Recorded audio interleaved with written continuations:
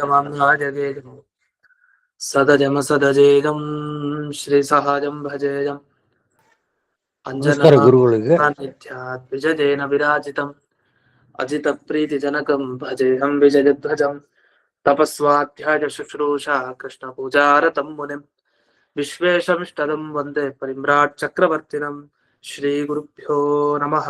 हरिः ओम्। जन्माद्यस्य जतोऽन्वयादितरतश्चार्थेष्वभिघ्नस्वराट् तेने ब्रह्म हृदाय आदिकवये मुह्यन्ति यं सूरयः तेजो वारिमृदां यथा विनिमयो यत्र त्रिसर्गो मृषा धाम्ना स्वेन सदा निरस्तकुहकं सत्यं परं धीमहि। ॐ स्वस्त्यस्तु सताम् अशेष सन्मङ्गलानि भवन्तु। सम्यक् श्लोकैकश्रवणपठनमात्रेण वक्तुश्च श्रोतॄणां निखिलकलिकृतकल्मष अपनोदनपटुतरे श्रीमद्भागवते महापुराणे तृतीयस्कन्धे अष्टमाध्याये अद्य कथानुवादे सति किञ्चित् पूर्वकथानुवादः।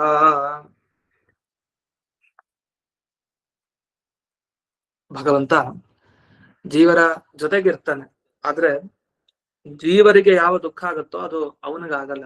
ಯಾಕೆ? ಅವನ ಮಾಯೆ ಅದು, ಅವನ ಮಹಿಮೆನೇ ಅದು. ಯಾವುದನ್ನ ನಾವು ಲೋಕದಲ್ಲಿ ಚಿಂತಿಸ್ಲಿಕ್ಕೆ ಸಾಧ್ಯ ಇಲ್ಲ, ಅದು ದೇವರ ಹತ್ರ ಇದ್ರೆ ಅದೇ ಆ ಭಗವಂತನ ದೊಡ್ಡತನ. ಯಾಕೆ ದೊಡ್ಡವನ್ ಭಗವಂತ? ಅವ್ನು ನಮ್ ಜೊತೆಗಿದ್ರು ಅವನ್ ವ್ಯಕ್ತಿತ್ವವನ್ನು ಬಿಟ್ಕೊಳಲ್ವಲ್ಲ, ಅವನ್ ಥರನೇ ಇರ್ತಾನೆ, ಅದಕ್ಕೆ ಅವ್ನು ದೊಡ್ಡವನು. ಈ ಅರ್ಥವನ್ನೇ ಇಲ್ಲಿ ಸಾರವಾಗಿ ದುರ್ಭಗಾದಿ ಶರೀರಸ್ಥಸ್ಯಾಪಿ, ಕೆಟ್ಟ ಶರೀರದಲ್ಲಿದ್ರು ಆ ಶರೀರದ ದೋಷ ಆಗ್ಲಿ, ಆ ಜೀವನ ದೋಷ ಆಗ್ಲಿ ಅವನಿಗೆ ತಟ್ಟಲ್ಲ, ಸ್ಪರ್ಶ ಆಗಲ್ಲ, ಮುಟ್ಲಿಕ್ಕೂ ಸಾಧ್ಯ ಇಲ್ಲ ಭಗವಂತನ ಅದು. ಆದ್ರಿಂದ ಭಗವಂತನ ಮಹಿಮೆಯನ್ನ ಇನ್ನೇನ್ ಹೇಳ್ಬೇಕು ಅಂತ ಹೀಗೆ ಅರ್ಥವನ್ನ ಮಾಡಿದ್ರು. ಇದಾದ್ಮೇಲೆ ಇದೊಂದು ಪ್ರಶ್ನೆ ಬಂತು. ಏನ್ ಪ್ರಶ್ನೆ? ಅಲ್ಲ, ಇಷ್ಟೊಂದು ದೊಡ್ಡ ಜಗತ್ತನ್ನ ನಿರ್ಮಾಣ ಮಾಡ್ಬೇಕಾದ್ರೆ ಚೂರು ಭಗವಂತನಿಗೆ ಮನಸ್ಸಿಗೆ ವಿಕಾರನೇ ಆಗ್ಲಿಲ್ವಾ? ಚೂರು ಸ್ವಲ್ಪ ದುಃಖ ಆಗ್ಲಿಲ್ವಾ? ಒಂದು ಕ್ಷಣ ಒಂದ್ ಸ್ವಲ್ಪ ಕೆಲಸ ಜಾಸ್ತಿ ಮಾಡಿದ್ರೆ ಸುಸ್ತಾಗತ್ತೆ ಮನುಷ್ಯರಿಗೆ. ಅದ್ರಲ್ಲಿ ದೇವರಿಗೆ ಇಷ್ಟೊಂದು ಕೆಲಸ ಯಾವಾಗ್ಲೂ ಮಾಡ್ತಾ ಇದ್ದಾನೆ, ಅವತ್ತಿನಿಂದ ನಿರಂತರವಾಗಿ ನಡೀತಾನೆ ಇದೆ. ಇಷ್ಟು ಮಾಡಿದ್ರು ಸುಸ್ತಾಗ್ತಾ ಇಲ್ವಾ ಅವನಿಗೆ? ಇಲ್ಲ ಇಲ್ಲ, ಅವನು ನಾವು ಮಾಡೋ ತರ ಕಷ್ಟಪಟ್ಟು ಮಾಡಲ್ಲ, ಅನಾಯಾಸವಾಗಿ ಮಾಡ್ತಾರೆ ಎಲ್ಲಾ ಕೆಲ್ಸ. ಕೆಲವರು ತುಂಬಾ ಯಾವಾಗ್ಲೂ ಆಕ್ಟಿವ್ ಆಗಿರ್ತಾರೆ. ಯಾಕೆಂದ್ರೆ ಅವ್ರಿಗೆ ಅಷ್ಟು ಶಕ್ತಿ ಇರತ್ತೆ, ಕೆಲವ್ರ ದೇಹದಲ್ಲೇ ಹಾಗೆ ಶಕ್ತಿ ಇರುತ್ತೆ, ಯಾವಾಗ್ಲೂ ಹಾಗೆ ಇರ್ತಾರೆ. ಯಾವ್ದು ಸುಸ್ತು ಅನ್ನೋದೇ ಇರಲ್ಲ, ಯಾವಾಗ್ಲೂ ಅಲ್ಲಿ ಇಲ್ಲಿ ಯಾವಾಗ್ಲೂ ಏನೋ ಒಂದು ಕೆಲ್ಸವನ್ನ ಮಾಡ್ತಾ ಇರ್ತಾರೆ. ಆದ್ರೆ ಎಲ್ರಿಗೂ ಹಾಗಿರಲ್ಲ, ಕೆಲವ್ರಿಗೆ ಆಗೋದೇ ಇಲ್ಲ, ಕೆಲವ್ರು ಯಾವಾಗ್ಲೂ ಹಾಗೆ ಇರ್ತಾರೆ. ಎಲ್ಲಾ ಸ್ವಭಾವದವ್ರನ್ನ ಲೋಕದಲ್ಲಿ ನೋಡಿದೀವಿ. ಆದ್ರೆ ಎಷ್ಟೇ ಶಕ್ತಿ ಇರೋರಾದ್ರೂ ಒಂದ್ಸರಿ ಸುಸ್ತಾಗ್ಲೇಬೇಕು ಅವ್ರಿಗೂ ವಯಸ್ಸಾದ್ಮೇಲೆ. ಆದ್ರೆ ಭಗವಂತನಿಗೆ ಆಗಲ್ಲ, ಅವ್ನು ಯಾವಾಗ್ಲೂ ಒಂದೇ ತರ ಇರ್ತಾನೆ. ಅಂದ್ರೆ ಅವನು ಮಾಡೋ ಕೆಲ್ಸಕ್ಕೂ ನಾವು ಮಾಡೋ ಕೆಲ್ಸಕ್ಕೆ ತುಂಬಾ ವ್ಯತ್ಯಾಸ ಇದೆ. ಅವನು ಕೈಯಿಂದ ಹೀಗ್ ಮಾಡ್ಬೇಕು ಅಂತಿಲ್ಲ, ಸುಮ್ಮನೆ ಮನಸ್ಸಲ್ಲಿ ಅನ್ಕೊಂಡ್ರೆ ನಡೆದೋಗುತ್ತೆ. ಅಂತ ಒಂದು ಅಚಿಂತ್ಯದ್ಭುತ ಶಕ್ತಿ ಅವನ ಹತ್ರ ಇದೆ. ಹಾಗಾಗಿ ಅದ್ ಯಾವ್ದು ಅವನಿಗೆ ಕಷ್ಟ ಅಲ್ಲ ಅಂತ ಹೇಳಿ ಪರಿಹಾರವನ್ನ ಕೊಟ್ರು. ಇದಾದ್ಮೇಲೆ ಹಾಗಾದ್ರೆ ಪ್ರಶ್ನೆ ಏನಂದ್ರೆ, ಜೀವರಿಗೆಲ್ಲ ಈಗ ಸಂಸಾರ ಬಂದಿದೆ. ಈ ಸಂಸಾರ ಯಾಕೆ ಬಂದಿದೆ ಅಂತ ಈಗ ಪ್ರಶ್ನೆ. ಭ್ರಾಂತಿಯಿಂದ ಸಂಸಾರ ಬಂದಿದೆ, ಅಂದ್ರೆ ಅಜ್ಞಾನದಿಂದ ಈ ಸಂಸಾರಕ್ಕೆ ನಾವೆಲ್ಲ ಬಂದಿದ್ದೀವಿ. ಹಾಗಾದ್ರೆ ಯಾಕೆ ಅಜ್ಞಾನದಿಂದಾಗಿ ಈ ಜೀವ ಸಂಸಾರಕ್ಕೆ ಬರೋಂಗಾಯ್ತು? ಅಷ್ಟೇ ಅಲ್ಲ, ಆ ಅಜ್ಞಾನ ಯಾರಿಂದ ಬಂತು ಅವನಿಗೆ, ಇದನ್ನೆಲ್ಲ ಸ್ಪಷ್ಟವಾಗಿ ನನಗೆ ತಿಳಿಸ್ಕೊಡಿ ಅಂತ ವಿದುರರು ಕೇಳಿದಾಗ ಮೈತ್ರೇಯರು ವಿವರಿಸ್ತಾ ಹೋಗ್ತಾರೆ. ಅದ್ ಹೇಗೆ ಅಂದ್ರೆ, ಈ ಶ್ಲೋಕ 10ನೇ ಶ್ಲೋಕ ಏನಿದೆ ಅದರ ಮುಂಚೆ ಈ ಒಂದು ವಿಷಯವನ್ನ ಇಟ್ಟುಕೊಂಡು ಶ್ಲೋಕ ಹೊರಡಿಸ್ತಾರೆ. ಅದ್ರ ಮೇಲೆ ಇನ್ನೊಂದಿದೆ, ಈ ಶ್ಲೋಕದಲ್ಲಿ ಏನ್ ಹೇಳ್ತಾರೆ ಅನ್ನೋದಕ್ಕೆ ಒಂದು ಪ್ರಶ್ನೆ ಬಂದಿದೆ, ಅದಕ್ಕೆ ಉತ್ತರ ಕೊಡ್ಲಿಕ್ಕೆ. ಏನ್ ಪ್ರಶ್ನೆ ಅಂದ್ರೆ, ಭಗವಂತ ದೇಹದಲ್ಲಿ ಇದ್ದಾನೆ, ಪ್ರತಿಯೊಬ್ಬರ ದೇಹದಲ್ಲಿ. ಆದ್ರೆ ಭಗವಂತನಿಗೆ ಮಾತ್ರ ಸಂಸಾರ ಇಲ್ಲ. ಒಪ್ಕೊಳ್ಳೋಣ, ಆಯ್ತು, ದೇವರಿಗೆ ಸಂಸಾರ ಇಲ್ಲ, ನಮ್ಗೆ ಏನ್ ದುಃಖ ಆಗತ್ತೆ ಅವನಿಗೆ ಆಗಲ್ಲ, ಆಯ್ತು. ಆದ್ರೆ ಜೀವನಿಗಾದ್ರೂ ಯಾಕೆ ಅಂತ ಪ್ರಶ್ನೆ. ಯಾಕೆಂದ್ರೆ ಜೀವನಿಗೂ ಆಗ್ಬಾರ್ದು ದುಃಖ. ಯಾಕೆ? ಜೀವ ಅಂದ್ರೆ ಯಾರು? ದೇವರ ಪ್ರತಿಬಿಂಬ ಜೀವ. ದೇವರು ಹೇಗಿದ್ದಾನೋ ಅವನ್ ತರ ಇರ್ತಾನೆ ಜೀವ. ಅದ್ ಹೇಗ್ ಸಾಧ್ಯ? ದೇವ್ರ ಹೋಲಿಕೆ ಅಂದ್ರೆ ಯಾವ ತರ? ಈಗ ದೇವರು ಒಂದು ವಸ್ತು ಜಗತ್ನಲ್ಲಿ, ನಾವೂ ಒಂದು ವಸ್ತು ಜಗತ್ನಲ್ಲಿ, ಹೋಲಿಕೆ ಅಲ್ವಾ? ಹೋಲಿಕೆ ಇದೆ. ಆದ್ರೆ ದೇವರ ಹೋಲಿಕೆ ಯಾವ ತರ? ನಾವು ಒಂದ್ ವಸ್ತು, ಅವನು ಒಂದ್ ವಸ್ತು, ಈ ತರ. ಅಷ್ಟು ಬಿಟ್ರೆ ಈ ಗುಣಗಳಲ್ಲಾಗ್ಲಿ, ಅವನಿಗಿರೋ ಜ್ಞಾನ ಆಗ್ಲಿ, ನಮಗಿರೋಂತಹ ಜ್ಞಾನ ಆಗ್ಲಿ, ಅದಕ್ಕೆಲ್ಲ ತುಂಬಾ ವ್ಯತ್ಯಾಸ ಇದೆ. ಅದನ್ನ ಎಲ್ಲೋ ಕೆಲವು ಹೋಲಿಕೆಗಳು ಇದ್ದೇ ಇರುತ್ತೆ ಸಹಜವಾಗಿ. ಅದು ಯಾವುದೇ ಒಂದು ವಸ್ತು ತಗೊಂಡ್ರು ಇದ್ದೇ ಇರುತ್ತೆ ಹೋಲಿಕೆ. ಆದ್ರೆ ಯಾವ ಹೋಲಿಕೆಯನ್ನ ಕೊಟ್ರೆ ಅವನೇ ದೇವ್ರ ಆಗ್ಬಿಡ್ತಾನೋ ಅಂತ ಹೋಲಿಕೆ ಇರಲ್ಲ ಅಷ್ಟೇ. ಪ್ರಕೃತದಲ್ಲಿ ಭಗವಂತನ ಪ್ರತಿಬಿಂಬ ಜೀವ ಅಂತ ತಗೊಂಡ ಮೇಲೆ ಈ ಜೀವನಿಗೆ ದುಃಖ ಹೇಗ್ ಬರ್ಲಿಕ್ಕೆ ಸಾಧ್ಯ ಅಂತ ನಮ್ಮ ಪ್ರಶ್ನೆ. ಇವಾಗ ನೋಡಿ, ಈಗ ಕನ್ನಡಿ ಮುಂದೆ ಒಬ್ಬ ನಿಂತಿರೋನು ಬಿಂಬ, ಕನ್ನಡಿಲಿ ಕಾಣ್ತಾ ಇರೋದು ಪ್ರತಿಬಿಂಬ. ಪ್ರತಿಬಿಂಬಕ್ಕೆ ಯಾವತ್ತಾರು ದುಃಖ ಆಗಿದ್ದಿದ್ಯಾ? ವಸ್ತುತಃ ಕಂಡೇ ಇಲ್ಲ ನಮ್ಗೆ. ನಿಂತಿರೋ ವ್ಯಕ್ತಿ ದುಃಖ ಆಗ್ಬೋದು, ಆ ಬಿಂಬನಿಗೆ ಅವನ್ ದುಃಖ ಪಡ್ಬೋದು ಜೀವನದಲ್ಲಿ. ಆದ್ರೆ ಆ ಕನ್ನಡಿಯಲ್ಲಿ ಕಾಣುವಂತ ಒಂದು ಏನು ರೂಪ ಇದೆಯಲ್ಲ, ನಮ್ಮದೇ ರೂಪ ಕನ್ನಡಿಲಿ ಏನ್ ಕಾಣುತ್ತಲ್ಲ, ಅದು ದುಃಖ ಪಡ್ತಾ ಇದೆಯಾ? ಇಲ್ಲ. ಅದು ಆರಾಮಾಗಿ ಕನ್ನಡಿಲಿ ಕಾಣ್ತಾ ಇದೆ ಅಷ್ಟೇ, ಅದಕ್ಕೆ ಯಾವುದೇ ದುಃಖ ಆಗಲ್ಲ. ಹಾಗಾದ್ರೆ ಬಿಂಬ ಮತ್ತೆ ಪ್ರತಿಬಿಂಬ ಅಂತ ತಗೊಂಡ್ರೆ ಬಿಂಬಕ್ಕೆ ದುಃಖ ಆಗ್ಬೋದು, ಅದೇ ಪ್ರತಿಬಿಂಬಕ್ಕೆ ಎಂದಿಗೂ ದುಃಖ ಆಗಲ್ಲ. ಒಂದು. ಇನ್ನೊಂದು ಮಾತು, ಚಂದ್ರನ ಉದಾಹರಣೆ ಕೊಟ್ರು. ಮೇಲಿದ್ದ ಚಂದ್ರ ನೀರ್ನಲ್ಲಿ ಮೂಡ್ತಾನೆ, ನೀರ್ನಲ್ಲಿರೋ ಚಂದ್ರ ಆಚೆ ಈಚೆ ಅಲ್ಲಾಡ್ತಾರೆ. ಇಲ್ಲೇನ್ ಕಂಡ್ವಿ? ನೀರ್ನಲ್ಲಿರೋ ಪ್ರತಿಬಿಂಬದಲ್ಲಿ ದೋಷ ಕಂಡ್ವಿ. ಪ್ರತಿಬಿಂಬಕ್ಕೆ ಸ್ವಲ್ಪ ದೋಷ ಅಂಟ್ಕೊಳ್ತು, ಬಿಂಬ ಚಂದ್ರ ಮಾತ್ರ ಆಕಾಶದಲ್ಲಿ ಹಾಗೇ ಇದ್ದಾನೆ. ಹಾಗಾದ್ರೆ ತೀರ್ಮಾನ ಮಾಡ್ಲಿಕ್ಕೆ ಬರ್ಲಿಲ್ಲ. ಈ ಕಡೆ ಒಂದ ಬಿಂಬದಲ್ಲಿ ಕೆಲವು ಸಲ ದೋಷ ಕಾಣುತ್ತೆ, ಪ್ರತಿಬಿಂಬದಲ್ಲಿ ದೋಷ ಕಾಣುತ್ತೆ. ಆದ್ರೆ ದೇವರೇ ಬಿಂಬ ಅಂತ ಎಲ್ಲಿ ಆಗಿರ್ತಾನೋ ಅಲ್ಲಿ ದೇವರಲ್ಲಂತೂ ಯಾವುದೇ ದೋಷ ಇಲ್ಲ ಅಂತ ನೀವೇ ಈಗ ತಾನೆ ನಮ್ಗೆ ಹೇಳ್ಕೊಟ್ರಿ. ಅದು ಅವ್ರು ನಮಗ್ ಪ್ರಶ್ನೆ ಮಾಡ್ತಾ ಇದ್ದಾರೆ. ದೇವರಲ್ಲಿ ಯಾವುದೇ ದೋಷ ಇಲ್ಲ, ಯಾಕೆ ಅಚಿಂತ್ಯ ಅದ್ಭುತ ಶಕ್ತಿ ಇದೆ ಅವನ ಹತ್ರ, ಎಲ್ಲಿದ್ರು ಅವನಿಗೇನ್ ತೊಂದರೆ ಆಗಲ್ಲ. ಅಂಥ ದೇವರ ಪ್ರತಿಬಿಂಬ ಜೀವ ಅಂದ್ರೆ ಜೀವನ ಸ್ವರೂಪ ಹೇಗಿರುತ್ತೆ? ಹೇಗೆ ಚಂದ್ರ ನೀರ್ ಮೇಲೆ ಬೀಳ್ತಾನೆ, ಆ ನೀರ್ ಮೇಲೆ ಬಿದ್ದ ಚಂದ್ರನ್ ಥರನೇ ಇರ್ತಾನೆ. ಕನ್ನಡಿ ಮುಂದೆ ನಿಂತಾಗ ನಮ್ ಥರನೇ ಮುಖ ಇದೆ. ಹಾಗೆ ದೇವ್ರ ತರ ನಾವಿದೀವಿ. ಅಂದ್ರೆ ಹೇಗಿದ್ದೀವಿ? ದೇವರ ಶರೀರ ಹೇಗೆ ಜ್ಞಾನಾನಂದಮಯನೋ, ನಮ್ಮ ಶರೀರನು ಜ್ಞಾನಾನಂದಮಯ. ಅದು ಅವನ ಜ್ಞಾನ, ಅವನ ಆನಂದದ ಮಟ್ಟ ಬೇರೆ, ಅದರ ಯೋಗ್ಯತೆ, ಅದರ ಏನು ತಾರತಮ್ಯ ಅದು ತುಂಬಾ ಬೇರೆ. ಆದ್ರೆ ಅವನ ದೇಹ ಹೇಗೆ ಜ್ಞಾನಾನಂದಮಯನೋ ನಮ್ಮ ದೇಹವು ಜ್ಞಾನಾನಂದಮಯ.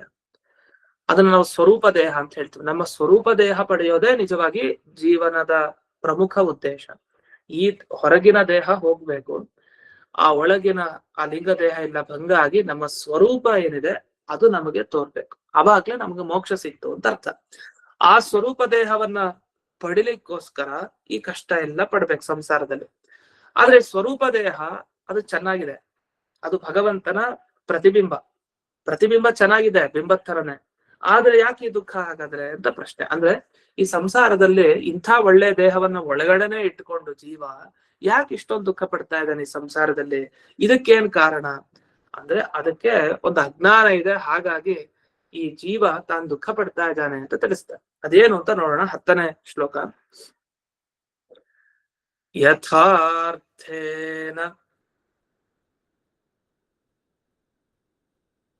ವಿನಾಮುಷ್ಯ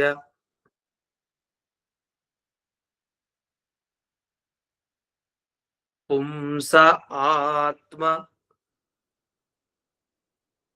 ವಿಪರ್ಯಯಃ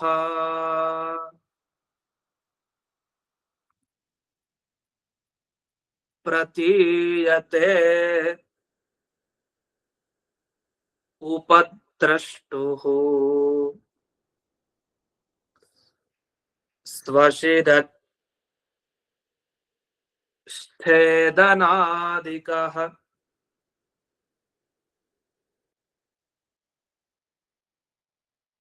ಜೀವನಿಗೆ ಯಾಕೆ ಈ ರೀತಿ ದುಃಖ ಆಗ್ತಾ ಇದೆ ಸಂಸಾರದಲ್ಲಿ ಅಂದ್ರೆ, ವಸ್ತುತಃ ಒಳ್ಳೆ ದೇಹನೇ ಇದೆ. ಈಗ ಕೆಟ್ಟವ್ರ ದೇಹ ಬೇಡಿ, ಅವ್ರದ್ದು ದುಃಖಮಯವಾದದ್ದು, ಅವ್ರ ದೇಹನೇ ದುಃಖ ಯಾವಾಗ್ಲೂ ಅಷ್ಟೇ. ಆದ್ರೆ ಒಳ್ಳೆ ಜನರ ದೇಹ ಇದೆಯಲ್ಲ, ಸ್ವರೂಪ ದೇಹ, ಅವ್ರಂತೂ ಚೆನ್ನಾಗಿದೆ. ಅವ್ರು ಏನ್ ಅನ್ನಂತ ವಸ್ತುಕ್ ಹೋಗೋರಲ್ಲ, ನರಕಕ್ಕೂ ಹೋಗೋರಲ್ಲ, ಒಳ್ಳೆ ಗತಿಯನ್ನೇ ಪಡಿಬೇಕು. ಆದ್ರೆ ಆಗ್ತಾ ಇಲ್ಲ. ಯಾಕೆ ದುಃಖ ಅನುಭವಿಸ್ತಾ ಇದಾರೆ ಇಂಥವ್ರೆಲ್ಲ ಅಂತ ಅದಕ್ಕೆ ಉತ್ತರ ಕೊಡ್ತಾ, ಇಲ್ಲ ಅಮುಷ್ಯ ಪುಂಸಃ. ಇದು ಹೇಗಾಯ್ತು ಅಂದ್ರೆ ಒಂದು ಉದಾಹರಣೆ ಕೊಡ್ತೀನಿ ಅಂತ ಉದಾಹರಣೆ ಕೊಟ್ಟು ಅರ್ಥ ಮಾಡಿಸ್ತಾ ಇದ್ದಾರೆ. ಒಬ್ಬ ಕನಸಿನಲ್ಲಿ ಏನೇನೋ ವಸ್ತುಗಳನ್ನು ನೋಡ್ಲಿಕ್ಕೆ ಶುರು ಮಾಡ್ತಾರೆ. ಕನಸಿನಲ್ಲಿ ಪ್ರತಿನಿತ್ಯ ಏನೇನೋ ಕನಸು ಬಿಡ್ಲಿಕ್ಕೆ ಪ್ರಾರಂಭ ಆಯ್ತು. ಅದ್ರಲ್ಲಿ ಒಂದು ಕನಸು ಬಂತು. ಆ ಕನಸು ಹೇಗಿತ್ತು ಅಂದ್ರೆ, ಅದ್ ಬಂದಿದ್ದಕ್ಕೆ ಏನೂ ಉಪಯೋಗ ಇಲ್ಲ, ಪ್ರಯೋಜನನೇ ಇಲ್ಲ. ಈಗ ನಾವು ಕನಸಿನಲ್ಲಿ ಯಾರೋ ಒಬ್ರು ಯತಿಗಳು ಬಂದ್ರು ಅಂತ ಇಟ್ಕೊಳ್ಳಿ, ದೊಡ್ಡ ಯತಿಗಳು. ಮಹಾನುಭಾವರು ಬಂದು ಮಂತ್ರಾಕ್ಷತೆ ಕೊಟ್ರು, ಒಳ್ಳೆ ಕನಸು, ಪ್ರಯೋಜನ ಇದೆ ಅದಕ್ಕೆ, ಅಂದ್ರೆ ಮುಂದೆ ಏನೋ ಒಳ್ಳೇದಾಗತ್ತೆ, ಖಂಡಿತ. ಈ ತರ ಬೇಕಾದಷ್ಟು ಕನಸಿದೆ. ಆ ಎಲ್ಲ ಕನಸು ಬಂದ್ರೆ ಏನೋ ಒಂದು ಪ್ರಯೋಜನ ಇರತ್ತೆ ಅದಕ್ಕೆ. ಆದ್ರೆ ಕೆಲವು ಕನಸು ಬರುತ್ತೆ ಅದಕ್ಕೆ ಏನೂ ಪ್ರಯೋಜನ ಇರಲ್ಲ. ಅದ್ ಯಾಕೆ ಬರುತ್ತೋ ಗೊತ್ತಿಲ್ಲ. ದೇವರ ಸಂಕಲ್ಪ ಹಾಗೆ ಅಷ್ಟೇ. ದೇವರೇ ಸೃಷ್ಟಿ ಮಾಡೋದ್ರಿಂದ ಸ್ವಪ್ನವನ್ನ. ಅದು ನಾವು ಸಂಧ್ಯಾಧಿಕರಣ ಸುಧಾದಲ್ಲಿ ನಾವು ಕೇಳಿದ್ವಿ ಪಾಠದಲ್ಲಿ. ಅರ್ಥೇನ ವಿನ ಸ್ವಶಿರಚ್ಛೇದನಾಧಿಕ. ಅದ್ರಲ್ಲಿ ಒಬ್ಬನಿಗೆ ಒಂದು ಕನಸು ಬಂತು. ಏನ್ ಬಂತು? ಸ್ವಶಿರಚ್ಛೇದ, ತನ್ನ ತಲೆಯನ್ನ ಕತ್ತರಿಸ್ಕೊಳ್ಳುವಂತ ಒಂದು ಕನಸು. ಸರಿ, ಬರ್ಲಿ, ಇದಕ್ಕೇನ್ ಪ್ರಯೋಜನ ಇದೆ? ಯಾಕೆ ಪ್ರಯೋಜನ ಇಲ್ಲ? ಮುಂದೇನೋ ಅವನಿಗೆ ದುಃಖ ಆಗತ್ತೆ ಅಂತ ಕಾಣುತ್ತೆ, ಮುಂದೆ ತುಂಬಾ ಜೀವನದಲ್ಲಿ ಅನಿಷ್ಟ ಅನುಭವಿಸ್ತಾನೆ. ಅದಕ್ಕೋಸ್ಕರ ಹೇಗ್ ಬಂತ ಅಂದ್ರೆ, ಅದು ಸ್ವಶಿರಚ್ಛೇದನ ಆಯ್ತಲ್ಲ, ಇದೆಲ್ಲ ಪ್ರಯೋಜನ ಇಲ್ಲದೆ ಬರೋದು, ಇದಕ್ಕೇನೋ ಪ್ರಯೋಜನ ಇಲ್ಲ. ಹಾಗಾದ್ರೆ ಇದು ಶಕುನ ಯಾವತ್ತೂ ಕೂಡ ಅಪಶಕುನ ತಾನೆ. ಇದು ಈ ತರ ಬಂದ್ರೆ ಏನೋ ಕೆಟ್ಟ ಫಲ ಬರ್ಬೇಕಲ್ಲ, ಅದ್ರ ಬಗ್ಗೆ ಮುಂದೆ ಹೇಳ್ತಾ ಹೋಗ್ತಾರೆ. ಅಂತೂ ಏನೋ ಪ್ರಯೋಜನ ಇಲ್ಲ ಬರ್ಲಿಕ್ಕೆ, ಹಾಗೆ ಬಂದಿದೆ. ಈ ತರ ಸ್ವಶಿರಚ್ಛೇದ ಆದ ಹಾಗೆ ಬಂದಿದೆ. ಯಾಕೆ ಈ ತರ ಪ್ರಯೋಜನ ಇಲ್ಲ ಅಂತ ಇವ್ರು ಹೇಳೋದು ಅಂದ್ರೆ, ಈಗ ತನ್ನ ತಲೆಯನ್ನು ತಾನು ಕತ್ತರಿಸ್ಕೊಂಡ ಅಂದ್ರೆ ತಾನು ಇರಲ್ಲ ಅಂತ ಅರ್ಥ ಮುಂದಕ್ಕೆ. ಅದು ಯಾರು ಹೇಳಿದ್ ನಿಮ್ಗೆ ಹಾಗಿರಲ್ಲ ಅಂತ? ದೇಹದ ತಲೆ ಹೋಗ್ಬೋದು, ದೇಹದ ಕೈ ಹೋಗ್ಬೋದು, ಈ ದೇಹದ ಮನುಷ್ಯ ದೇಹದ ಕಾಲು ಹೋಗ್ಬೋದು. ಜೀವ ಎಲ್ಲಿ? ಜೀವ ಇದ್ದೇ ಇರ್ತಾನಲ್ಲ. ಈ ದೇಹ ಇವತ್ತು ಬಿಟ್ಟ ಅಷ್ಟೇ ಈ ಜನ್ಮದಲ್ಲಿ, ಮುಂದಿನ ಜನ್ಮದಲ್ಲಿ ಇನ್ನೊಂದು ದೇಹ ಪಡಿತಾನ ಅಷ್ಟೇ. ದೇಹ ತಾನೇ ಹೋಗಿತ್ತು, ಜೀವ ಏನು ಹೋಗ್ಲಿಲ್ಲ. ಜೀವ ಪ್ರಯಾಣ ಮಾಡ್ದ ಅಷ್ಟೇ. ಒಂದ್ ದೇಹದಲ್ಲಿ ಇದ್ದ, ದೇಹ ಹೋಯ್ತು, ಮುಂದಿನ ದೇಹಕ್ಕೆ ಪ್ರಯಾಣ ಮಾಡ್ದ. ಇದು ಹೇಳೋದು ತುಂಬಾ ಸುಲಭ, ಅದೇ ಭಯ ಆಗ್ಬೋದು. ಇದೇನಿದೆ ಹೀಗೆ ಪ್ರಯಾಣ ಮಾಡೋದಂತ ಅಷ್ಟು ಸುಲಭವಾಗಿ ಏನು ಬಸ್ನಲ್ಲೋ ಇನ್ನೆಲ್ಲೋ ಪ್ರಯಾಣ ಮಾಡ್ತಾ ಇರ್ತಾರ? ದೇಹದಿಂದ ದೇಹಕ್ಕೆ ಪ್ರಯಾಣ ಅಂದ್ರೆ ವಸ್ತುತಃ ಹಾಗೆ ಇರೋದು, ಆದ್ರೆ ಅದ್ರ ಅನುಭವ ನಮ್ಗೆ ಆಗೋದ್ ಕಷ್ಟ. ಅದು ಜ್ಞಾನಿಗಳು ಆತರ ಧೈರ್ಯವನ್ನು ತಂದಿಟ್ಕೊಂಡಿರ್ತಾರೆ. ದೇಹ ಕಳ್ಕೊಂಡ್ರು ಯೋಚನೆ ಮಾಡಲ್ಲ, ಒಳ್ಳೇದಾಯ್ತು ಅಂತ ಭಾವಿಸ್ತಾರೆ. ಆದ್ರೆ ಇಂಥ ದೇಹವನ್ನ ಕಳ್ಕೊಂಡಾಗ ಒಬ್ಬ ವ್ಯಕ್ತಿ ಅವನು ಯಾಕೆ ದುಃಖ ಪಡ್ಬೇಕು? ದುಃಖ ಪಡೋ ಅವಶ್ಯಕತೆನೇ ಇಲ್ಲ. ಆದ್ರಿಂದ ಕನಸಿನಲ್ಲಿ ತನ್ ತಲೆ ತಾನು ಕಳೆದುಕೊಂಡಿದ್ ಕನಸು ಬಿದ್ರು ಕೂಡ, ಕಂಡ್ರು ಕೂಡ ಅದರ ಪ್ರಯೋಜನ ಯಾರಿಗೆ? ತನಗಲ್ವೇ ಅಲ್ಲ. ಯಾಕೆ ತನ್ನ ದೇಹ, ತನ್ನ ಕುತ್ತಿಗೆ ಯಾವತ್ತೂ ಶಾಶ್ವತವಾಗೇ ಇದ್ದೇ ಇರುತ್ತೆ. ಯಾಕೆ ಜೀವ ನಿತ್ಯ, ಎಂದಿಗೂ ಜೀವನ ಕೈ ಕಾಲು ಮೂಗು ಯಾವ್ದು ಹೋಗಲ್ಲ, ಅದು ಹಾಗೆ ಇರುತ್ತೆ, ಚೆನ್ನಾಗೇ ಇರುತ್ತೆ. ಯಾವ್ದೋ ಒಂದು ಅಜ್ಞಾನದಿಂದ ಇಂಥ ಮನುಷ್ಯನ ದೇಹ, ಒಂದ್ಸರಿ ಪ್ರಾಣಿಯ ದೇಹ ಬಂದಿರುತ್ತೆ, ಆ ಜನ್ಮದಲ್ಲಿ ಅವನು ಅನುಭವಿಸ್ಬೇಕಾಗತ್ತೆ, ಅನುಭವಿಸ್ತಾನ ಅಷ್ಟೇ. ಹಾಗಾದ್ರೆ ಏನೂ ಪ್ರಯೋಜನ ಇಲ್ಲ ವಸ್ತುತಃ ಕನಸಲ್ಲಿ ಕಂಡಿರೋದಕ್ಕೆ. ಯಾಕೆಂದ್ರೆ ಆತ್ಮ ವಿಪರ್ಯಯ ಪ್ರತೀಯತೆ. ದೇಹದ ಧರ್ಮ ಅಂತಾನೆ ಅನ್ಕೊಳ್ಳದೆ ನೀವು ಭ್ರಮೆ ಕೊಡ್ತಾ ಇದ್ದೀರಿ, ಇದು ನನಗೆ ಆಯ್ತು ನನಗೆ ಆಯ್ತು, ವಸ್ತುತಃ ದೇಹಕ್ಕಾಗಿದ್ದದು. ಆದ್ರೆ ದೇಹದ ಧರ್ಮವನ್ನ ಆತ್ಮನ ಧರ್ಮ ಅಂತ ಅಂದ್ಕೊಂಡು ದುಃಖ ಪಡ್ತಾ ಇದ್ದೀರಲ್ಲ, ಈ ಅಜ್ಞಾನನೇ ನಿಮಗೆ ಮುಳುವಾಗಿರೋದು. ಈ ಅಜ್ಞಾನ ತೊರಿಬೇಕು. ಈ ಅಜ್ಞಾನ ಹೋಯ್ತು ಅಂದ್ರೆ ಸಂಸಾರದಿಂದ ಮೋಕ್ಷಕ್ಕೆ ಹೋಗ್ತಾನೆ. ಹಾಗಾದ್ರೆ ದೇಹಕ್ಕೆ ಆಗೋದೆಲ್ಲ ಆತ್ಮನಿಗೆ ಏನು ಅಲ್ಲ. ದೇಹ ನಾಶ ಹೊರತು ಆತ್ಮ ನಾಶ ಅಲ್ಲ. ಇದನ್ನೇ ಭಗವದ್ಗೀತೆಯಲ್ಲಿ ಕೃಷ್ಣ ಅರ್ಜುನನಿಗೆ ಉಪದೇಶ ಮಾಡಿದ್ದು. ಈ ವಿಷಯದಲ್ಲಿ ಒಟ್ಟು ಅಭಿಪ್ರಾಯ ಏನು ಅಂತ ಇಲ್ಲಿ ಬಿಡಿಸಿದ್ದಾರೆ, ಬಹಳ ಚೆನ್ನಾಗಿ ಬಿಡಿಸಿದ್ದಾರೆ. ಈ ಆತ್ಮ ವಿಪರ್ಯಯ ಅಂತ ಒಂದು ಶಬ್ದ ಏನೇನ್ ಭಾಗವತಲ್ಲಿ ಬಂದಿದೆ, ಆತ್ಮ ಅನ್ನೋ ಶಬ್ದಕ್ಕೆ ದೇಹ ಅಂತ ಅರ್ಥ ಮಾಡಿದ್ದಾರೆ. ಆತ್ಮ ವಿಪರ್ಯಯ ಅಂದ್ರೆ ದೇಹದ ಧರ್ಮವನ್ನ ಆತ್ಮನಲ್ಲಿ ತಿಳ್ಕೊಳ್ಳೋದು ಅಂತ ಅರ್ಥ. ಆದ್ರಿಂದ ದೇಹದ ಆತ್ಮನ ಧರ್ಮ ದೇಹದಲ್ಲಿ, ದೇಹ ಧರ್ಮ ಆತ್ಮನಲ್ಲಿ, ಹೀಗಿದ್ರೆ ಸರಿ. ಅದಕ್ಕೆ ಒಂದೇ ಇದೆ, ದೇಹದ ಧರ್ಮ ಆತ್ಮನಲ್ಲಿ ಅಂತ ತಿಳ್ಕೊಂಡಿದ್ದೀವಿ. ಸರಿ, ಆತ್ಮನ ಧರ್ಮ ದೇಹದಲ್ಲಿ ತಿಳ್ಕೊಂಡ್ರೆ ತಪ್ಪಲ್ವಾ? ಹೌದು, ಅದು ತಪ್ಪೆ. ವಸ್ತುತಃ ಹಾಗೂ ತಿಳ್ಕೊಳ್ಬಾರ್ದು. ಯಾಕೆ? ಆತ್ಮ ಯಾವಾಗ್ಲೂ ಇರ್ತಾನೆ, ದೇಹ ಯಾವಾಗ್ಲೂ ಇರತ್ತಾ? ಇರಲ್ಲ. ದೇಹ ಒಂದ್ ದಿವಸ ನಾಶ ಆಗ್ಲೇಬೇಕು. ಹಾಗಾದ್ರೆ ಏನ್ ಅರ್ಥ ಇದಕ್ಕೆ ಅಂದ್ರೆ, ಒಂದೇ ಒಂದು ಪ್ರಶ್ನೆ ಮಾಡ್ಕೊಳ್ತಾರೆ. ಅಲ್ಲ, ಇಲ್ಲಿವರೆಗೂ ನೀವೇನ್ ಹೇಳ್ತಾ ಇದ್ರಿ, ಒಬ್ಬ ಕನಸಿನಲ್ಲಿ ತನ್ನ ತಲೆ ಕಡಿಯೋ ಹಾಗೆ ಕಂಡ ಅಂತ ಹೇಳಿದ್ರಿ. ಇದು ಹೇಗ್ ಸಾಧ್ಯ ಬರ್ಲಿಕ್ಕೆ? ಕನಸು ಬಂದಿದ್ದೇ ತಪ್ಪು, ಇದು ಸರಿ ಇಲ್ಲ ಅಂತ. ವಸ್ತುತಃ ಇದನ್ ತಪ್ಪು ಅಂತ ಹೇಳಿಕ್ ಬರಲ್ಲ. ಒಬ್ಬನ ಕನಸು ಬಿತ್ತು, ಹಾಗೆ ಬಿದ್ದಿದೆ, ಅನುಭವಕ್ಕಿದೆ, ಅವನೇ ಬಂದು ಹೇಳ್ತಾನೆ ಯಾರಿಗ್ ಬಿತ್ತು ಕನಸು. ಮತ್ತೆ ಇದು ಬರಲ್ಲ ಅಂತ ಯಾಕೆ ಹೇಳ್ತಾ ಇದೀರಿ? ನೋಡಿ, ಕನಸು ಬರೋದು ಹೇಗೆ ಅದನ್ನ ಮೊದಲು ತಿಳ್ಕೊಳ್ಬೇಕು. ಇದು ನಮ್ಗೆ ನೇರವಾಗಿ ಸುಧಾ ಗ್ರಂಥದ ಭಾಗ ಏನಿದೆ, ಸಂಧ್ಯಾಧಿಕರಣ, ನಮ್ಗೆಲ್ಲ ಪಾಠ ಆಗೋಗಿದೆ. ಆ ಪಾಠದ ಒಂದು ವಿವರಣೆಯಾಗಿ ಭಾಗವತದ ಟಿಪ್ಪಣಿಗಳಲ್ಲಿ ಭಾಗವತದಲ್ಲಿ ಬರ್ತಾ ಇದೆ. ಹಾಗಾದ್ರೆ ಸುಧಾ ಪಾಠಕ್ಕೂ ಇದಕ್ಕೂ ತುಂಬಾ ಸಂಬಂಧ ಇದೆ, ಭಾಗವತಕ್ಕೂ. ಇಲ್ಲೇನ್ ವಿಷಯ ಬಂತಂದ್ರೆ, ಸ್ವಶಿರಚ್ಛೇದ ಹೇಗ್ ಕೂಡಿಸ್ತೀವಿ, ಈ ವಿಷಯ ಅಲ್ಲೂ ಬಂದಿದೆ ಸುಧಾದಲ್ಲಿ. ಇಲ್ಲಿ ಸರಳವಾಗಿ ಅದನ್ನ ಬಿಡಿಸಿದೆ. ಇನ್ನೊಂದು ಅರ್ಥವನ್ನು ತಗೊಂಡು ಇನ್ನೊಂದು ರೀತಿಯಲ್ಲಿ, ತನ್ನ ತಲೆನ ತಾನು ಕಡ್ಕೊಳ್ಬೇಕು ಅಂದ್ರೆ ಈ ತರ ಕನಸು ಬೀಳ್ಲಿಕ್ಕೆ ಆಗಲ್ಲ ಅಂತ ಇವ್ರು ಹೇಳ್ತಾರೆ. ಯಾಕೆ ಬೀಳಲ್ಲ? ಅದಕ್ಕೊಬ್ರು ಹೇಳಿದ್ರು, ಇವಾಗ ಬೆಕ್ಕು ಸಾಮಾನ್ಯವಾಗಿ ಇಲಿನ್ ತಿನ್ನತ್ತೆ, ಇದು ಜಗತ್ತಿನ ನಿಯಮ. ಬೆಳಗ್ಗೆ ಬೆಕ್ಕು ಇಲಿನ್ ತಿನ್ನೋದನ್ನ ನೋಡಿದ್ದ, ಆದ್ರೆ ಕನಸ್ನಲ್ಲಿ ಕಾಣ್ಬೇಕಾದ್ರೆ ಇಲಿ ಬೆಕ್ಕನ್ ತಿಂತಾ ಇತ್ತು. ಹೀಗೊಂದು ಕನಸು ಬಿತ್ತು. ಇದು ಕನಸು ಬಿದ್ದಿದ್ ಸರಿನಾ ತಪ್ಪ? ವಸ್ತುತಃ ತಪ್ಪು. ಯಾಕಂದ್ರೆ ಇಲಿ ಏನ್ ಬೆಕ್ಕನ್ ತಿನ್ನೋದು? ಬೆಳಗ್ಗೆ ನೋಡಿದ್ದೆ ಬೇರೆ, ಅಲ್ಲಿ ಕನಸಲ್ಲಿ ಕಂಡಿದ್ದೆ ಬೇರೆ. ಹೀಗ್ ಸಹಜವಾಗಿ ಕನಸು ಬೀಳತ್ತೆ, ಆ ತರನೇ ತನ್ನ ತಲೆ ಕಡ್ದುಕೊಂಡಿದ್ದು ಕನಸಲ್ಲಿ ಬಿತ್ತು. ವಸ್ತುತಃ ಹೀಗ್ ಬರಬಾರದು ಅಂತ ಆಕ್ಷೇಪ. ಇಲಿ ಬೆಕ್ಕನ್ ತಿನ್ನೋ ಕನಸು ಬರಬಾರದು. ಯಾಕೆ ಅಂದ್ರೆ ಬೆಳಗ್ಗೆ ಏನ್ ನೋಡಿರ್ತಾನೋ, ಏನ್ ಅನುಭವಿಸಿರ್ತಾನೋ ಬೆಳಗ್ಗೆಯಿಂದ ರಾತ್ರಿವರೆಗೆ, ಅದು ಕನಸಲ್ಲಿ ಬರುತ್ತೆ. ಯಾಕೆ ವ್ಯತ್ಯಾಸವಾಗಿ ಬರ್ಬೇಕು? ಸಂಸ್ಕಾರ ಹೇಗಿರುತ್ತೋ ಹಾಗೆ ಬರ್ಬೇಕು. ನಮ್ಗೀಗ ನೆನಪಾಗ್ತಾ ಹೋಗುತ್ತೆ ಚಿಕ್ಕ ವಯಸ್ಸಲ್ಲಿ ಆದದ್ದೆಲ್ಲ. ಚಿಕ್ಕ ವಯಸ್ಸಲ್ಲಿ ಆಗಿದ್ ಯಾಕೆ ನೆನಪಾಗತ್ತೆ? ಸರಿ, ಆವಾಗ ಆಗಿತ್ತು ಅನುಭವ, ಅದು ಸಂಸ್ಕಾರವಾಗಿ ಉಳ್ಕೊಂಡಿತ್ತು. ಮನಸ್ಸಿನಲ್ಲಿ ಆ ಮನಸ್ಸಲ್ಲಿ ಸಂಸ್ಕಾರ ಉಳ್ಕೊಂಡಿತ್ತು. ಇವತ್ತಿನ ದಿವಸ ಆ ಜಾಗಕ್ಕೆ ಹೋದಾಗ ನೆನಪಾಯ್ತು, ಇಲ್ಲೆಲ್ಲ ಆಟ ಆಡ್ತಾ ಇದ್ದೆ, ಇಲ್ಲೆಲ್ಲ ಹೀಗೆ ಮಾಡ್ತಾ ಇದ್ದೆ ಅಂತ ನೆನಪಾಯ್ತು. ಇದು ಸುಳ್ಳಾಗಿ ನೆನಪಾಗತ್ತಾ? ಇಲ್ಲ. ಚಿಕ್ಕ ವಯಸ್ಸಲ್ಲಿ ನಿಜವಾಗಿ ಅವ್ನು ಏನ್ ಅನುಭವಿಸಿದ್ನೋ ಅದೇ ತರ ಸಂಸ್ಕಾರ ಉಳಿಯತ್ತೆ. ಪೂರ್ತಿ ನೆನಪಾಗಿಲ್ದೇ ಇರಬಹುದು, ಆದ್ರೆ ನೆನಪಾಗೋದು ಸರಿಯಾದದ್ದೇ ನೆನಪಾಗೋದು, ತಪ್ಪು ನೆನಪಾಗಲ್ಲ, ಸರಿಯಾಗಿ ನೆನಪಿಸ್ಕೊಂಡಿರ್ತಾನೆ. ಎಲ್ಲೋ ಕೆಲವು ಕಡೆ ಅಂಶದಲ್ಲಿ ಭ್ರಮೆ ಅಂತ ಅನ್ಬೋದು, ಆದ್ರೆ ಸಾಮಾನ್ಯವಾಗಿ ಭ್ರಮೆ ಇರಲ್ಲ. ಸರಿಯಾಗಿ ನೆನಪಿರತ್ತೆ, ಅಸ್ಪಷ್ಟವಾಗಿರತ್ತೆ ಅಷ್ಟೇ, ಪೂರ್ಣ ಸ್ಪಷ್ಟತೆಯಲ್ಲಿ ಇರಲ್ಲ. ಅಂದ್ರೆ ಸಂಸ್ಕಾರ ಹೇಗಿದೆಯೋ ಹಾಗೆ ಅವನಿಗೆ ಜ್ಞಾನ ಬರಬೇಕು ಮುಂದಕ್ಕೆ, ಅದು ಸ್ಮರಣೆ ನೆನಪಿಸ್ಕೊಳ್ಳೋದು ಹಾಗೆ. ಕನಸಿನಲ್ಲೂ ಇದೇ ಪ್ರಕಾರನೇ. ಬೆಳಗ್ಗಿನ ಜಾವದಲ್ಲಿ ಅಥವಾ ಯಾವುದೋ ಒಂದ್ 3-4 ತಿಂಗಳ ಹಿಂದೆ, ವರ್ಷಾನ್ಗಟ್ಲೆ ಹಿಂದೆ ಏನ್ ಅನುಭವದಿಂದ ಸಂಸ್ಕಾರ ಉಳ್ಕೊಂಡಿರುತ್ತೆ ನಮ್ಮ ಮನಸ್ಸಿನಲ್ಲಿ, ಆ ಸಂಸ್ಕಾರದಿಂದಲೇ ನಮ್ಗೆ ಕನಸು ಬಿಡೋದು. ಅಲ್ಲ, ನೀವ್ ಹೇಳಿದ್ ಸರಿ. ಈಗ ಒಂದ್ ಆನೆ ನೋಡ್ಕೊಂಡ್ ಬಂದಿದ್ದ ಒಂದ್ 3 ತಿಂಗಳ ಹಿಂದೆ, ಆ ಆನೆ ಒಂದ್ ಕನಸ್ನಲ್ಲಿ ಬಂತು. ನಿಜ ಬರ್ಬೋದು, ಯಾಕೆ ಆನೆ ನೋಡಿದ್ನಲ್ಲ, ಅನುಭವ ಇತ್ತು. ಆದ್ರೆ ಅಥವಾ ಇನ್ಯಾರೋ ಒಬ್ಬ ವ್ಯಕ್ತಿ ಇನ್ನೊಬ್ಬ ತಲೆಯನ್ನ ಕಡಿದ, ಆ ಕಡ್ದಿದ್ದನ್ನ ಇವ್ನು ನೋಡ್ದ, ಆ ಕಡ್ದದ್ ಕನಸು ಬರ್ಬೋದು. ಬಟ್ ತನ್ ತಲೆ ಕಡಿಯುವಂತಹದ್ದು ಇದು ಕಡ್ದು ಹೋಗ್ಬಿಟ್ಟೆ, ಬಿದ್ದು ಹೋಗ್ಬಿಟ್ಟಿದೆ, ಈ ತರ ಕನಸು ಹೆಂಗ್ ಬರ್ಲಿಕ್ಕೆ ಸಾಧ್ಯ? ಯಾಕಂದ್ರೆ ಅನುಭವನೇ ಇಲ್ವಲ್ಲ ಅವನಿಗೆ ಅಂತ ಪ್ರಶ್ನೆ. ಈ ಜನ್ಮದಲ್ಲಿ ಅನುಭವ ಇದ್ರೆ ಅವ್ನ್ ಕನಸೇ ಕಾಡ್ಲಿಕ್ಕೆ ಆಗಲ್ಲ, ಯಾಕೆ ಅವ್ನ್ ಬದುಕೇ ಇರಲ್ಲ. ಆದ್ರಿಂದ ಅಂದ್ರೆ ಈ ಜನ್ಮದಲ್ಲಿ ಅವ್ನಿಗೆ ಇಂಥ ಕನಸು ಬೀಳ್ಲಿಕ್ಕೆ ಏನ್ ಕಾರಣ ಅಂತ ಒಂದ್ ಪ್ರಶ್ನೆ. ಅದಕ್ಕೆ ಇವ್ರು ಉತ್ತರ ಕೊಡ್ತಾರೆ ನೋಡಿ, ಅಸ್ಮಿನ್ ಜನ್ಮನಿ ಜನ್ಮಾಂತರೇವ, ಈ ಜನ್ಮದಲ್ಲೋ ಹಿಂದಿನ ಜನ್ಮದಲ್ಲೋ ಅನುಭವ. ಹಾಗಾದ್ರೆ ಹಿಂದಿನ ಜನ್ಮದಲ್ಲಿ ಇವನ್ ತಲೆ ಬಿದ್ದಿತ್ತು ಅಂತ ಅರ್ಥ, ಯಾರೋ ಕಡ್ದಿದ್ರು, ಆ ಕನಸು ಈ ಜನ್ಮದಲ್ಲಿ ಬಂದಿದೆ ಅಂತ ಅರ್ಥ. ನಿಜ, ಜನ್ಮಾಂತರದ ಸಂಸ್ಕಾರ ಇರಲ್ಲ ಅಂತಿಲ್ಲ, ಚಿಕ್ಕ ಮಕ್ಕಳಲ್ಲೇ ಕಾಣ್ಬೋದು ಜನ್ಮಾಂತರದ ಸಂಸ್ಕಾರ.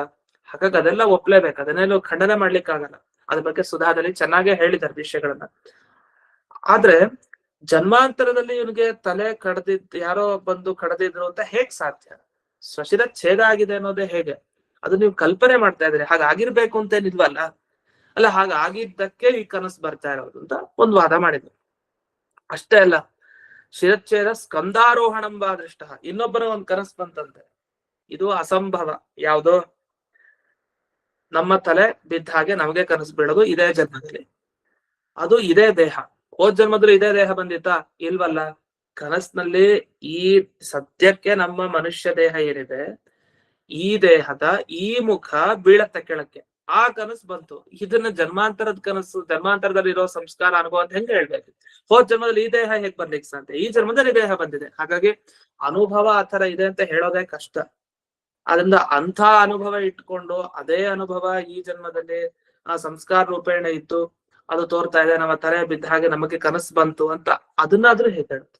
ಇದು ತುಂಬಾ ತಪ್ಪಾಗುತ್ತೆ. ಇನ್ನು ಸ್ಕಂಧಾರೋಹಣ ಅಂತ ಹೇಳ್ತಾರೆ. ಸ್ಕಂದ ಅಂದ್ರೆ ಹೆಗಲು, ತನ್ನ ಹೆಗಲ ಮೇಲೆ ತಾನೇ ಏರಿ ಕೂತ್ಕೊಳ್ಳೋದು, ಇದೊಂದು ಕನಸು ಬಂತು. ಇದು ಹೆಂಗ್ ಸಾಧ್ಯ ಬರ್ಲಿಕ್ಕೆ? ಮಕ್ಕಳು ತಂದೆ ಹೆಗಲ ಮೇಲೆ ಕೂತ್ಕೊಳ್ತಾರೆ, ಅಥವಾ ತಾಯಿ ಹೆಗಲ ಮೇಲೆ. ಮಗು ತನ್ನ ಹೆಗಲ ಮೇಲೆ ತಾನು ಕೂತ್ಕೊಳತ್ತಾ? ಇಲ್ಲ. ಆದ್ರೆ ಆತರ ಒಂದ್ ಕನಸು ಬಂತು, ಏನ್ ಮಾಡೋದೀಗ? ಇಲಿ ಬೆಕ್ಕನ್ನ ತಿನ್ನೋ ಅಂತ ಕನಸು ಬರಲ್ಲ ಅಂತ ಯಾರು ಹೇಳಿದ್ರು? ಬರ್ಬೋದು. ಎಲ್ಲೆಲ್ಲೋ ನಾವು ಸ್ವರ್ಗದಲ್ಲೋ ಇನ್ಯಾವುದೋ ಲೋಕದಲ್ಲಿ ಇರೋ ತರ ಕನಸು ಬರೋರ್ಗೆ ಈ ತರ ಕನಸೆಲ್ಲ ಬರೋದ್ರಲ್ಲೇನು ಸಂಶಯ ಇಲ್ಲ, ಆಶ್ಚರ್ಯನೂ ಇಲ್ಲ, ಬಂದೇ ಬರುತ್ತೆ. ಹಾಗಾದ್ರೆ ಇವನಲ್ಲಿ ಏನ್ ಮಾಡ್ಬೇಕು ಕೂಡಿಸ್ಲಿಕ್ಕೆ? ಇದೆಲ್ಲ ಭ್ರಾಂತಿ, ಇದೆಲ್ಲ ಕಲ್ಪನೆ ನಿಮ್ದು. ಈ ತರ ಎಲ್ಲ ಈ ತರ ಬಂದ್ರೆ ಎಲ್ಲ ಸುಳ್ಳು. ಹಾಗೆ ಜಗತ್ತು ಸುಳ್ಳು, ಜೀವರು ಸುಳ್ಳು ಅಂತ ಹೀಗೆ ಕೆಲವರು ಅದನ್ನ ಅಪಾರ್ಥ ಮಾಡ್ಕೊಂಡು ಹೋದ್ರು. ಅದಕ್ಕೆ ಇವ್ರು ಹೇಳ್ತಾರೆ, ಹಾಗಲ್ಲ. ದೃಷ್ಟ ಶ್ರುತೋವಾಸನ್ನಪಿ, ಐಕಾಧಿಕರಣ್ಯೇನ ದರ್ಶನಂ ಭ್ರಾಂತ್ಯ ದೃಶ್ಯತೆ. ಅದು ಹೇಗೆ ಇಲ್ಲಿ ಅರ್ಥೈಸ್ಕೊಳ್ಬೇಕು ಅಂತಂದ್ರೆ ಈ ವಿಷಯವನ್ನ, ಈಗ ಮನುಷ್ಯನ್ ನೋಡಿದ್ದ ಬೆಳಗಿನ ಜಾವದಲ್ಲಿ, ಮತ್ತೆ ಹಸುವಿನ ಕೊಂಬನ್ ನೋಡ್ದ. ಕನಸ್ನಲ್ಲಿ ಏನಾಗೋಯ್ತು, ಮನುಷ್ಯನ್ ಮೇಲ್ ಕೊಂಬನ್ ನೋಡ್ತಾ ಕೂತಿದ್ದ ನೀವು ಕನಸ್ನಲ್ಲಿ. ವಸ್ತುತಃ ಇವ್ ನೋಡಿದ್ದು ಹಸು ಮೇಲ್ ಕೊಂಬು, ಮನುಷ್ಯನ್ ಮೇಲ್ ಕೊಂಬಿಲ್ಲ, ಹಾಗೆ ನೋಡಿದ್ದ ಬೆಳಗ್ಗೆ. ಕನಸ್ನಲ್ಲಿ ಹೀಗ್ ಬಂದ್ಬಿಡ್ತು. ಇದು ಸರಿನಾ ತಪ್ಪ? ವಸ್ತುತಃ ಇದು ಭ್ರಾಂತಿಯಿಂದ ಅವನಿಗೆ ಸಂಸ್ಕಾರ ಇದೆ, ಸಂಸ್ಕಾರ ಕೊಂಬಿನ ಸಂಸ್ಕಾರನೂ ಇದೆ, ಬೆಳಗ್ಗೆ ನೋಡಿದ್ದ. ಮನುಷ್ಯನ ಸಂಸ್ಕಾರ ಇದೆ, ಮನುಷ್ಯನ್ ಮೇಲ್ ಕೊಂಬು ಅಂತ ಒಂದೇ ಕಡೆ ಕಾಣ್ತಾನಲ್ಲ, ಇದು ಭ್ರಮೆ, ಇದು ಸರಿ ಇಲ್ಲ, ಇದು ತಪ್ಪು. ಹಾಗಂತ ಹೇಳಿ ಸ್ವಪ್ನ ಬಂದಿದ್ ಸುಳ್ಳಲ್ಲ, ಬಂದ ಸ್ವಪ್ನ ಹೇಳ್ತಾ ಇರೋ ವಿಷಯ ಸರಿ ಇಲ್ಲ, ಅದ್ರ ಕನಸಂತೂ ಬಂದಿದೆ. ಕನಸು ಸುಳ್ಳು ಅಂತ ಹೇಳ್ಬಾರ್ದು, ಆ ಕನಸಲ್ಲಿ ಕಂಡ ವಸ್ತುನು ಸತ್ಯ. ಆ ಸತ್ಯ ಅಂದ್ರೆ ಹಾಗಾದ್ರೆ ಹೊರಗಡೆ ಕಾಣ್ಬೇಕು ಅಂತಿಲ್ಲ, ಕನಸಲ್ಲಿ ಕಂಡಿದ್ದೆಲ್ಲ ಹೊರಗಡೆ ಕಾಣ್ಬೇಕು ಅಂತಿಲ್ಲ, ಅದನ್ನ ಯಾರು ಹೇಳಿಲ್ಲ. ಯಾಕೆಂದ್ರೆ ಕನಸು ಸೃಷ್ಟಿ ಆಗೋದು ನಮ್ಮ ಮನಸ್ಸಿನಲ್ಲಿರೋ ಸಂಸ್ಕಾರ ತಗೊಂಡು. ಈಗ ಮನಸ್ಸನ್ನ ನಮ್ಗೆ ಕನಸಿನಲ್ಲಿ ನ್ಯಾಯಸುಧಾ ಪುಸ್ತಕ ನೋಡಿದ್ವಿ, ಮನೆ ಹೊರಗಡೆ ಇರೋ ನ್ಯಾಯಸುಧಾ ಪುಸ್ತಕನೇ. ಅದ್ ಹೇಗ್ ನಮ್ಗೆ ಒಳಗಡೆ ಬರ್ಲಿಕ್ಕೆ ಸಾಧ್ಯ? ಹೊರಗಡೆನೆ ಇದೆ. ಅದೇನಂದ್ರೆ ನ್ಯಾಯಸುಧಾ ಪುಸ್ತಕ ನೋಡಿ ನೋಡಿ ದಿವ್ಸ ಅದೇ ಕಲರು, ಅದೇ ಬೈಂಡಿಂಗು ಎಲ್ಲ ಆಗಿರೋದು, ಆ ಬುಕ್ಕು ನಮ್ ಕನಸಲ್ಲಿ ಬಂತು. ಹಾಗಂತೇಳಿ ಈ ಹೊರಗಿರೋ ಪುಸ್ತಕ ಒಳಗಡೆ ಹಾಕಿದ್ದಲ್ಲ ದೇವ್ರು. ಆ ಅನುಭವ ಜ್ಞಾನ ಏನಾಗತ್ತೆ, ನಮ್ಮ ಮನಸ್ಸಲ್ಲಿ ಕೂತ್ಕೊಂಡಿರತ್ತೆ, ಜ್ಞಾನದಿಂದ ಸಂಸ್ಕಾರವಾಗಿ ಕೂತಿರತ್ತೆ. ಆ ಸಂಸ್ಕಾರ ಅದು ಜಾಗೃತ ಆಗತ್ತೆ. ಆ ಟೈಮ್ನಲ್ಲಿ ಸಂಸ್ಕಾರ ತಗೊಂಡು ದೇವರೇ ಆ ಪದಾರ್ಥಗಳನ್ನ ಸೃಷ್ಟಿ ಮಾಡಿ ತೋರಿಸ್ತಾನೆ. ಹೀಗೆ ಶಿರಚ್ಛೇದ, ಸ್ಕಂಧಾರೋಹಣ ಎರಡು ವಸ್ತು ಏನಿದೆ, ಈ ಕನಸು ಬೀಳೋದು ಒಂದಾ ಯಾವ್ದೋ ಜನ್ಮದಲ್ಲಿ ಆಗಿರತ್ತ ಆತರ, ಹಾಗಾಗಿ ಈ ಜನ್ಮದಲ್ಲಿ ಬರುತ್ತೆ. ಅದು ಸ್ಕಂಧಾರೋಹಣ ಅಂತೂ ಯಾವ್ದೋ ಜನ್ಮದಲ್ಲಿ ತನ್ನ ಹೆಗಲ ಮೇಲೆ ತಾನಂತೂ ಕೂತಿರಲ್ಲ, ತನ್ನ ತಲೆ ಕಡ್ದಿರ್ಬಹುದು, ಅದು ಇರಬಹುದು.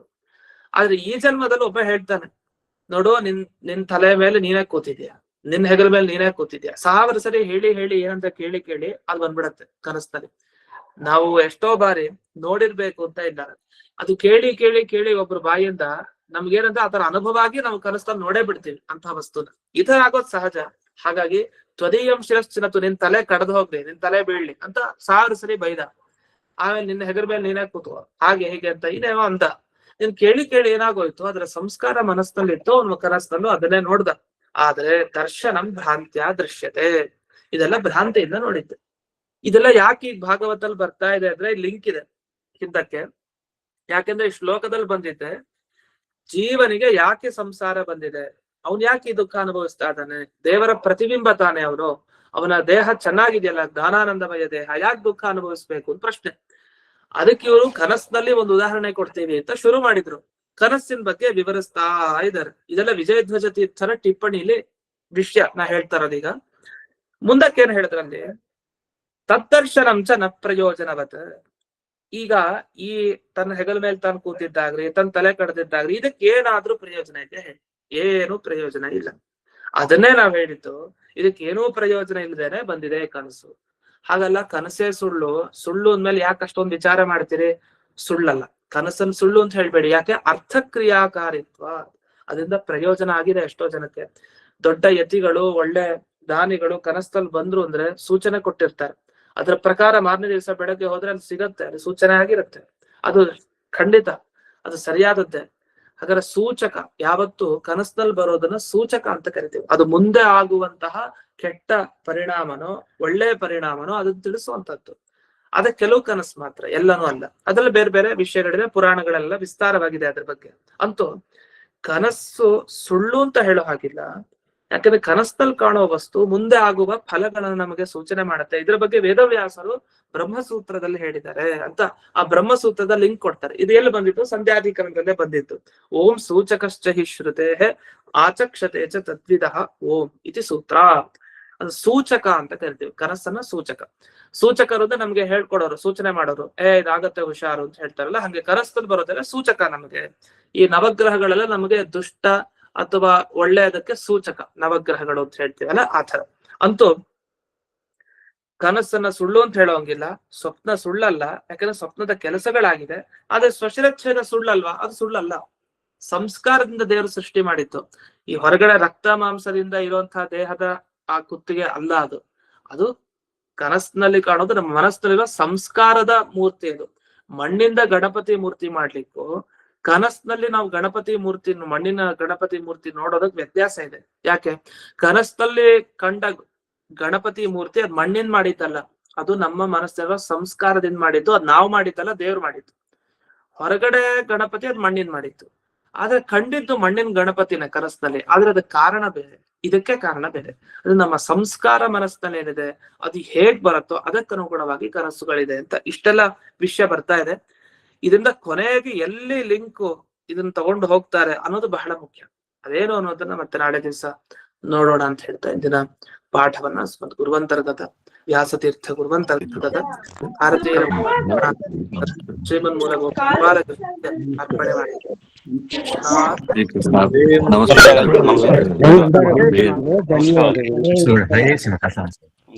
ಹರೇ ಶ್ರೀನಿವಾಸ. ನಮಸ್ಕಾರ.